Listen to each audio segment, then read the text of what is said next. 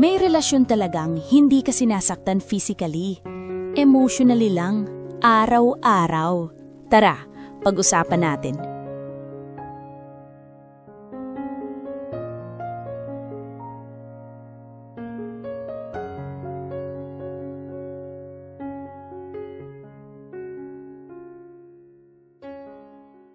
Kung gusto niyo ng totoong usapan, eto na yon. Relax lang, kami na bahalang magpatawa at magpaiyak.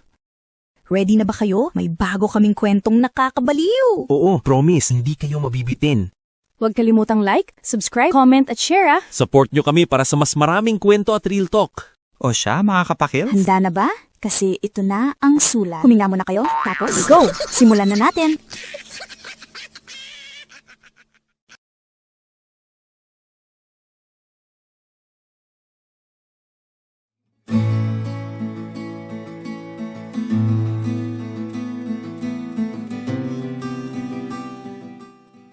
Ay, good day, good night, good luck sa inyong lahat, kapakils!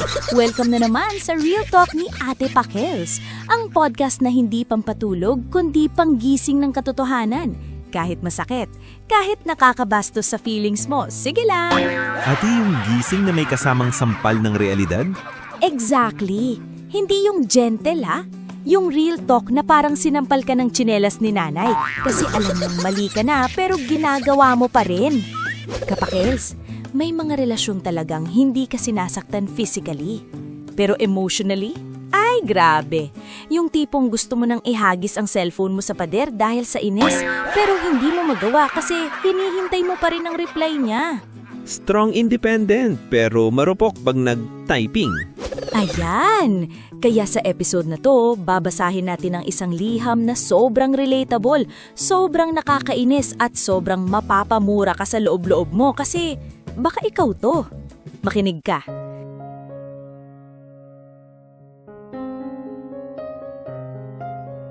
Hi Ate Pakils at Kuya Hopya. Tawagin nyo na lang akong Mitch.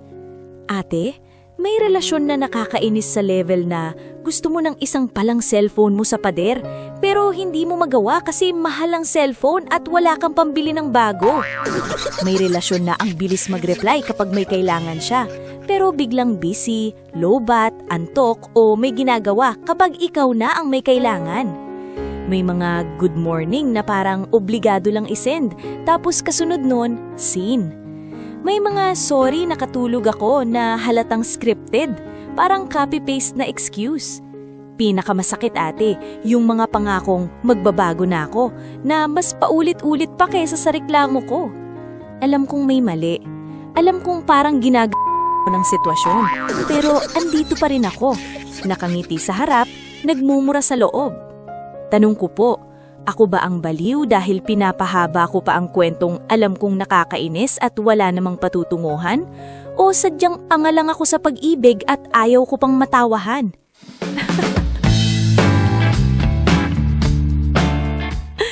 Ay Mitch ha? Stop! Sandali lang. Kung sa relasyon nyo mas mabilis pa ang delivery ng excuse kaysa sa effort, abay ano ka? Customer support? Available lang kapag may ticket? Tapos pag ikaw na, we'll get back to you never. Hoy, kung paulit-ulit na sorry pero walang nagbabago, hindi yan apology. Audio loop yan. Paulit-ulit pinapatugtog para manahimik ka.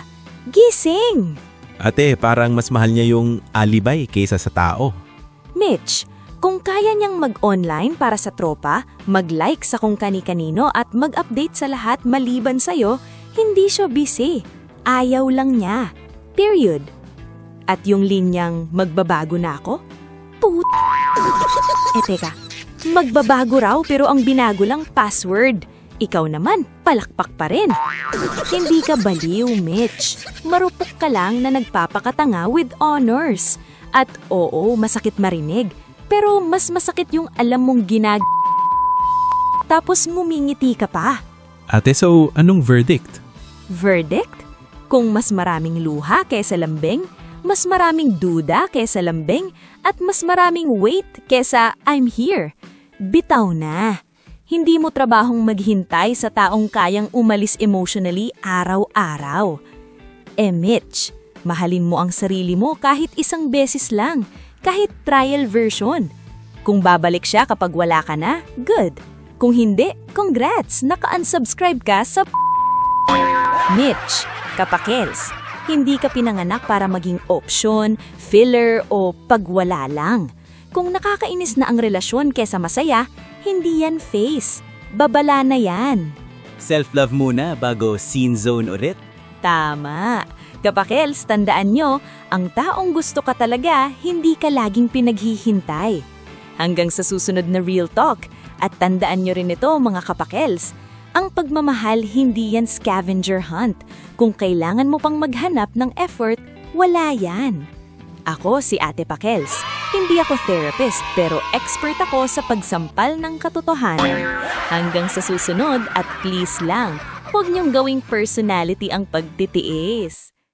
Ang goal ng podcast, Para tulungan kayo maging better people. Charot, para may makausap naman kami. Ayaw kasi kami pansinin ng tunay na buhay.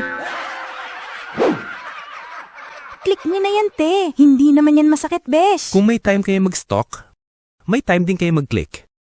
Tama. Mga kapakels, like, subscribe, And share. Tara na, sa Real Talk.